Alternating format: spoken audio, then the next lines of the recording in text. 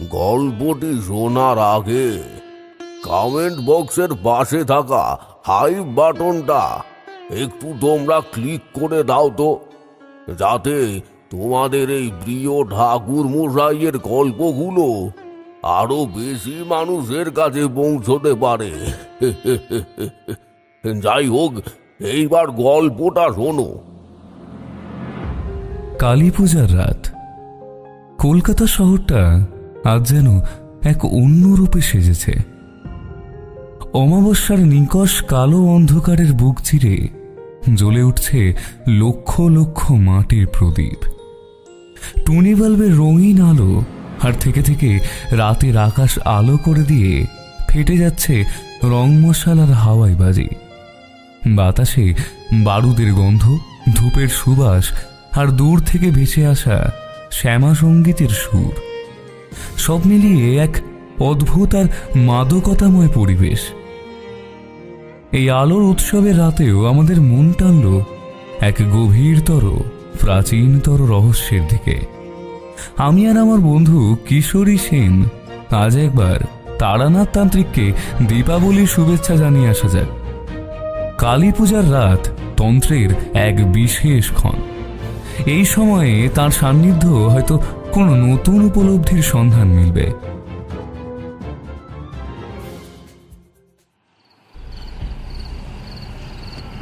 মটলেনের মুখে পৌঁছে দেখি তারানাথের বাড়ির সামনেটা অন্ধকার। অন্য সব বাড়িতে যখন আলোর রোশনাই, তখন তার বাড়িটা যেন এক প্রাচীন দ্বীপের মতো নিঃসঙ্গ হয়ে দাঁড়িয়ে আছে। দরজায় কড়া নাড়তে কিছুক্ষণ পর ভেতর থেকে দরজা খোলার শব্দ হলো। তারানাথ নিজেই দরজা খুললেন। তার পরনে একখানা সাধারণ ধুতি, খালি গা। আমাদের দেখে তিনি সামান্য হাসলেন, কিন্তু সে হাসিতে উৎসবের কোনো ছোঁয়া নেই। এসো এসো, ভেতরে এসো। আমরা তার বৈঠকখানায় এসে বসলাম। ঘরটা অন্য দিনের চেয়েও যেন বেশি অন্ধকার। এক কোণে একটা বড় মাটির প্রদীপের শিখা স্থির হয়ে জ্বলছে। সেই আলোয় ঘরের জিনিসপত্র আর তারানাথের মুখে দীর্ঘ ছায়া পড়েছে। আপনাকে দীপাবলির শুভেচ্ছা জানাতে এলাম ঠাকুর মশাই, কিন্তু আপনার বাড়িতে কোনো আলো জ্বলছে না কেন? চারি বা কোনো ছোট বাচ্চারা কই বাজিও পোড়াচ্ছে না? তারানাথ তক্ত বসে বসে হুঁকোর নলটা হাতে তুলে নিলেন। তার চোখ দুটো সেই একমাত্র প্রদীপের শিখার দিকে নিবদ্ধ।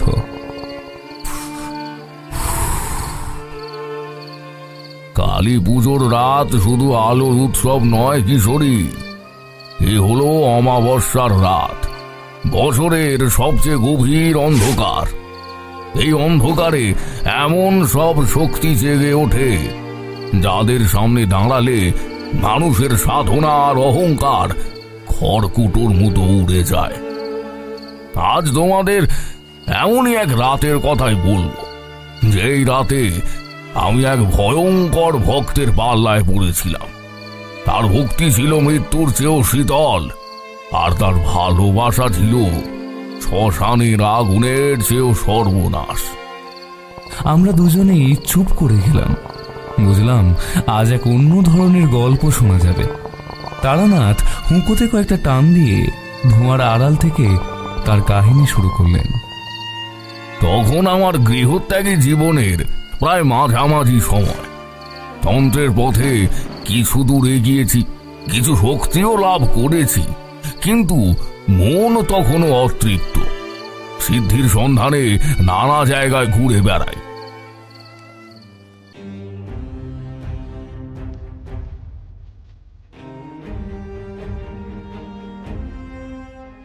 সেবার কার্তিক মাসের শুরুতেই আমি এসে পড়েছিলাম দক্ষিণেশ্বরের কাছে।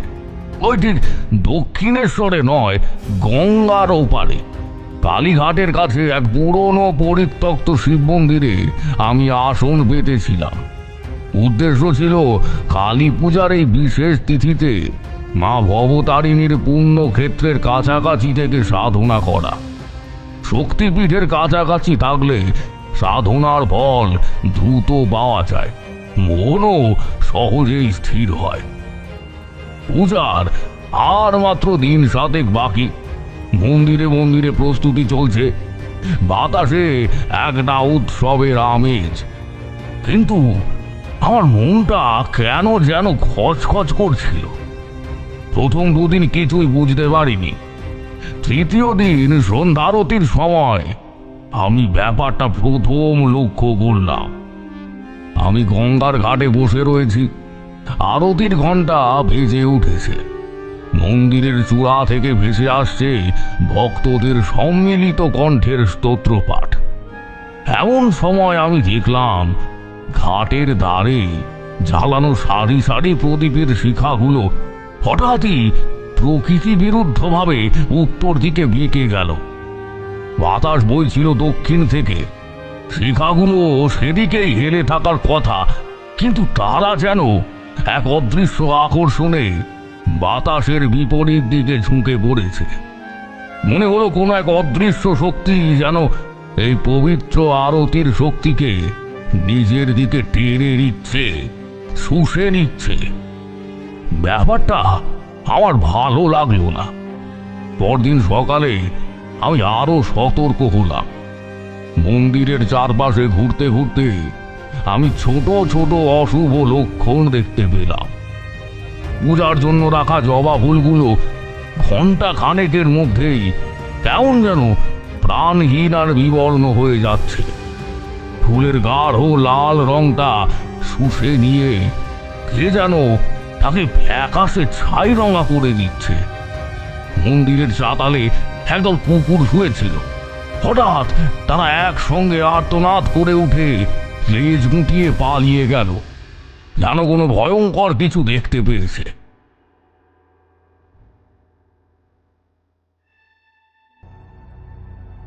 আমি বুঝলাম এই পবিত্র শক্তি ক্ষেত্রের কাছাকাছি কোথাও এক পরাক্রমশালী বাম মার্গের সাধক আস্তানা গেড়েছে। সেই পবিত্র পরিবেশের শক্তিকে নিজের কোনো অশুভ ক্রিয়ার জন্য ব্যবহার করছে। কিন্তু কে সে, কোথায় আছে?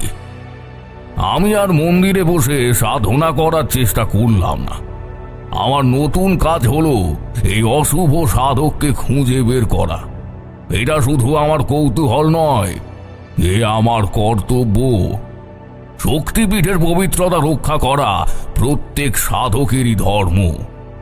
আমি শুরু করলাম আমার যাত্রা, কিন্তু তান্ত্রিকের মতো নয়, সাধারণ মানুষের মতো।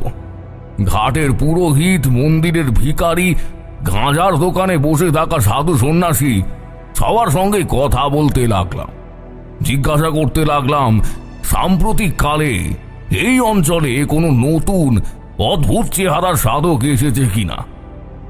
2 দিন ধরে ঘোরার পর আমি এক সূত্র পেলাম।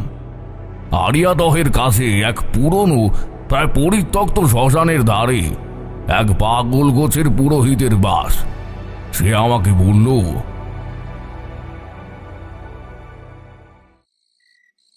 হ্যাঁ হ্যাঁ বাবা, হ্যাঁ বাবা, একজন এসেছে বটে। ঠিক ঠিক সাধু নয়, অঘরী। চেহারা দেখলেই হ্যাঁ বাবা খুব ভয় করে। কথা বলে না, শুধু মাঝে মাঝে রাতের অন্ধকারে তাকে শ্মশানে ঘুরতে দেখা যায়। তার কাছাকাছি গেলে ওরে বাবা বাতাস পর্যন্ত ঠান্ডা হয়ে আসে। হ্যাঁ, লোকে বলে তার ছায়া নাকি মাটিতে পড়ে না। হ্যাঁ, মাটিতে পড়ে না বাবা, মাটিতে পড়ে না। আমি বুঝলাম আমার শিকারকে আমি খুঁজে পেয়েছি। সেই দিনই সন্ধ্যায় আমি সেই শ্মশানের দিকে রওনা হলাম। শ্মশানটা গঙ্গার ধারে, কিন্তু লোকালয় থেকে বেশ কিছুটা দূরে। পুরনো শ্মশান, এখন আর এখানে সচরাচর মরা পোড়ানো হয় না। চারদিকে ভাঙা সমাধি, বট অসত্যের ঝুড়ি নেমে এসে এক ভুতুড়ে পরিবেশ তৈরি করেছে। আমি যখন পৌঁছলাম তখন সবে সন্ধ্যা নেমেছে। অমাবস্যার আগের রাত। আকাশে চাঁদ নেই, চিতার কোনো আগুনও নেই, শুধু গঙ্গার স্রোতের ছলাৎ ছলাৎ শব্দ আর ঝিঝি পোকার ডাক। আমি একটা ভাঙা বেদির ওপর বসলাম। অপেক্ষা করতে লাগলাম। রাত যখন প্রায় গভীর, তখন আমি তাকে দেখলাম। শ্মশানের অন্য প্রান্ত থেকে এক ছায়া মূর্তি নিঃশব্দে এগিয়ে আসছে।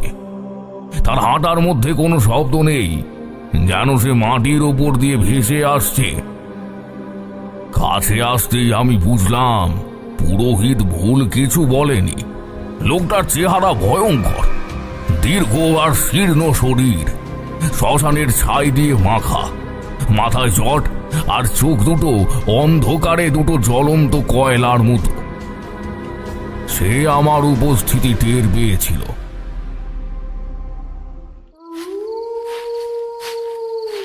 আমার সামনে এসে দাঁড়ালো সে।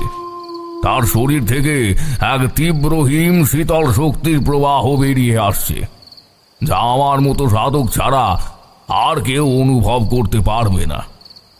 আমি উঠে দাঁড়ালাম, শান্ত কিন্তু দৃঢ় গলায় জিজ্ঞাসা করলাম, কে তুমি? দক্ষিণেশ্বরের শক্তি ক্ষেত্রে বিঘ্ন সৃষ্টি কেন করছো? সে কোনো উত্তর দিল না, শুধু আমার দিকে তাকিয়ে হাসল।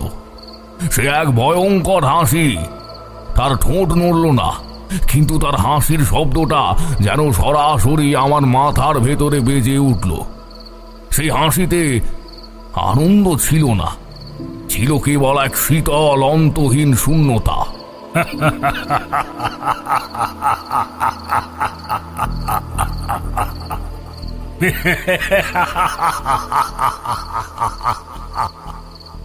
আমি আবার বললাম, তোমার উদ্দেশ্য কি? তুমি কি জানো শক্তিপীঠের পবিত্রতা নষ্ট করার কি ফল হতে পারে? এবার সে কথা বলল। তার স্বরও আমার মাথার ভেতরেই শুনতে পেলাম। সে স্বর কোনো মানুষের নয়, যেন কোনো গভীর গুহার ভেতর থেকে ভেসে আসা বাতাসের শব্দ। উদ্দেশ্য? আমার কোনো উদ্দেশ্য নেই। আমি শুধু আমার ভালোবাসার কাছে ফিরতে চাই। আমি অবাক হয়ে গেলাম। ভালোবাসা? তাও আর এই শ্মশানে? এই বেশে তুমি ভালোবাসার কথা বলছো? সে আবার হাসলো। তুমি বুঝবে না তান্ত্রিক, তোমার সাধনা নিয়মের সাধনা, আমার সাধনা ভালোবাসা, প্রেমের সাধনা। আমি আমার দেবীর কাছে নিজেকে উৎসর্গ করতে এসেছি। দেবী? কোন দেবী? আমার দেবী, আমার শ্যামা, আমার কালী। তার মানসিক স্বরের মধ্যে এমন এক তীব্র আবেগ ছিল যা আমাকে বিচলিত করে দিল। এ কোনো সাধারণ পাগলের প্রলাপ নয়, এর পেছনে এক গভীর তীব্র কোনো কাহিনী রয়েছে। তুমি যদি সত্যি ভক্ত হও, তবে এই অশুভ পথ কেন? কেন তুমি পুজোর ফুলকে প্রাণহীন করে দিচ্ছ? কেন আরতির শক্তিকে শুষে নিচ্ছ তুমি? এ তো ভক্তির পথ নয়, এ তো আসরিক ক্রিয়া। তার চোখ দুটো দপ করে জ্বলে উঠল। আসুরি? তুমি জানো ভক্তির আসল অর্থ কি? ভক্তি হলো নিজেকে সম্পূর্ণরূপে উৎসর্গ করে দেয়া। আমি তো তাই করেছি। আমি আমার জগৎ, আমার সমাজ, আমার শরীর, সব কিছুকে আমি আমার দেবীর চরণে আহুতি দিয়েছি। আমি শ্মশানের ছাই মেখেছি, কারণ আমার দেবীর বাস শ্মশানে। আমি নরমুণ্ডের মালা পরেছি, কারণ তা আমার দেবীরই অলংকার। আর আমার এই ক্রিয়াকে তুমি অশুভ বলছো? মূর্খ! আমি বুঝলাম এর সঙ্গে তর্ক করে কোনো লাভ নেই। এ এক ভয়ঙ্কর উন্মাদনার শিকার, কিন্তু এর শক্তিকে উপেক্ষা করা যায় না। আমি আমার আত্মরক্ষার জন্য প্রস্তুত হলাম। মনে মনে গুরুদত্ত রক্ষা কবচের মন্ত্র জপ করতে শুরু করলাম। সে আমার প্রস্তুতি অনুভব করতে পেরেই বোধহয় বলল, আমাকে ভয় পেও না তান্ত্রিক। আমি তোমার ক্ষতি করতে আসিনি, বরং আমি তোমাকে এক সুযোগ দিতে এসেছি। তুমিও তো শক্তির উপাসক, আমার সঙ্গে যোগ দাও। কালী পুজোর রাতে আমি এক মহান যজ্ঞের আয়োজন করেছি। সেই যজ্ঞে তুমি যদি আমার সঙ্গী হও, আমরা দুজন মিলে এমন শক্তি লাভ করব যা দিয়ে এই জগৎটাকে হাতের মুঠোয় নিয়ে আসা যাবে। তোমার যজ্ঞ? সে তো নিশ্চয় কোনো মহৎ যজ্ঞ নয়। মহৎ বা ক্ষুদ্রের বিচার তোমরা করো যারা নিয়মের দাস। আমার যজ্ঞ হলো প্রেমের যজ্ঞ। আমি আমার দেবীর সঙ্গে মিলিত হব, আমি তার শরীরেই লীন হয়ে যাব। তার কথার মধ্যে এমন এক আত্মঘাতী আর ভয়ঙ্কর উন্মাদনা ছিল যে আমি শিউরে উঠলাম। এ লোকটা শুধু পাগল নয়, এ এক ভয়ঙ্কর জ্ঞানী পাগল। তোমার এই উন্মত্ততার উৎস কি? কে তুমি? সে কিছুক্ষণ আমার দিকে তাকিয়ে রইল, তারপর এক দীর্ঘশ্বাস ফেলল, যা আমার মাথার ভেতরে এক ঝোড়ো হাওয়ার মতো শোনালো। আমার একটা নাম ছিল, আমার একটা ঘর ছিল, আমার একটা জগৎ ছিল, কিন্তু সে আজ বহু যুগের কথা। এখন আমার একমাত্র পরিচয়, আমি নীলকণ্ঠ। এই বলে সে এক মুহূর্ত দাঁড়ালো না। যেমন নিঃশব্দে এসেছিল তেমনই নিঃশব্দে অন্ধকারের মধ্যে মিলিয়ে গেল। আমি একা দাঁড়িয়ে রইলাম সেই নির্জন শ্মশানে। আমার মনে তখন হাজারো প্রশ্ন। কে এই নীলকণ্ঠ? কি তার ভালোবাসার কাহিনী যা তাকে এই ভয়ঙ্কর পথে ঠেলে দিয়েছে?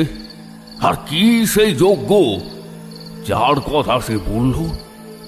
আমি বুঝলাম কালী পূজার রাতের আগে আমাকে এই রহস্যের সমাধান করতেই হবে, নইলে এক ভয়ঙ্কর বিপর্যয় ঘটবে।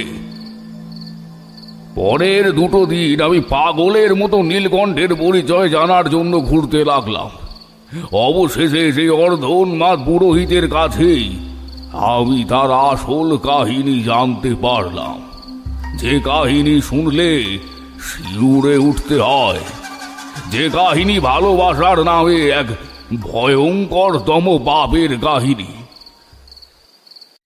আরিয়াদহের সেই পুরনো শ্মশানের ধারে একটা ভাঙা চালা ঘরে সেই অর্ধোন্মাদ পুরোহিতের বাস। তার নাম শশীভূষণ। বয়স হয়েছে, সংসারের ঘাত প্রতিঘাতে মানসিক স্থিতি কিছুটা নষ্ট হয়েছে, কিন্তু পুরনো স্মৃতি তার এখনো প্রখর। আমি যখন আবার তার কাছে গিয়ে নীলকণ্ঠের কথা জিজ্ঞাসা করলাম, তখন তিনি প্রথমে ভয় পেয়ে গেলেন, তারপর বললেন, কেন বাবা, কেন? হ্যাঁ, তুমি আবার ওই লোকটার খোঁজ করছো কেন? হ্যাঁ, ও সর্বনাশা লোক, সর্বনাশা। ওর কাছ থেকে দূরে থাকাই ভালো, দূরে থাকাই ভালো গো, দূরে থাকাই ভালো। ভয় পাবেন না ঠাকুর মশাই, আমি ওর ক্ষতি করতে আসিনি, আমি শুধু ওর রহস্যটা জানতে চাই। আচ্ছা, আপনি ওকে চেনেন তাই না?